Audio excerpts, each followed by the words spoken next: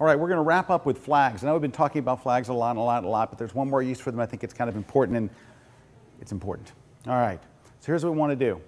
So I have a shot, we have Nellie here, back where we're with one single light, pretty simple thing. But remember, we talked about this earlier in the class, how you want her face to be the focus, and then you want the light to get gradually darker as it goes down. It's called fall off. Well, a great thing that flags can do is help you control the fall off. I'm going to take a shot of her just with the light as it is, and her face is going to be bright where you want people to look, because people will look at the brightest thing in the image, but then you're going to see it fall off to some extent. It should be darker down here, but watch. Let's take a look, take a shot here. Here we go. Let me kind of position myself so we're not seeing the background, and to give you a nice smile. Beautiful. There we go. All right, let's take a look. All right, so there is a little fall off, but look at her face is bright, and the bottom of her arm, they're pretty close to the same brightness. So here we're going to, I'm going to ask Brad to help for just a moment, and we're going to take this black flag, the one that we used earlier, and what we're going to do is literally, and let's turn this way just for a second. We turn the whole light so they can see.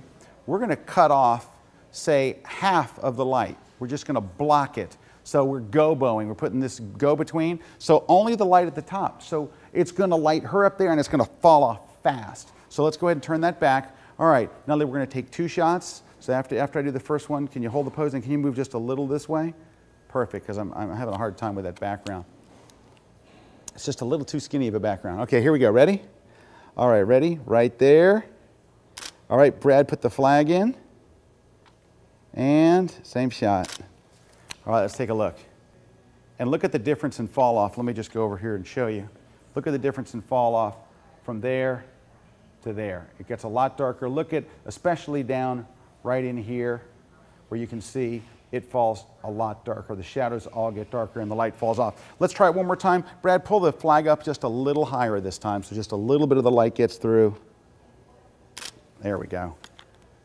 And that's even better, much more dramatic there than the other one. Now, I mentioned that you may not have a Brad to stand there and hold it. If you have a friend, it's great. But if not, you can also use these little stands.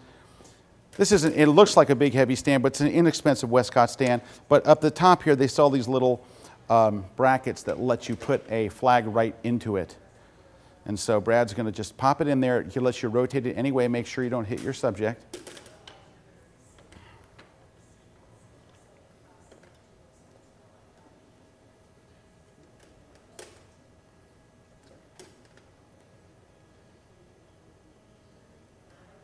There we go.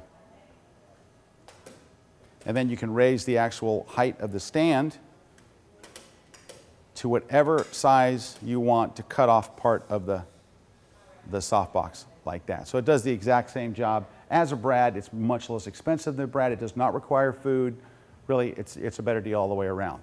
Okay, well guys, that wraps up the class. A couple of things. First, I want to thank Nellie for helping us out on here. I want to thank Ethan as well. And of course, thank Brad Moore, who's been helping us out through this whole thing to keep things moving quickly.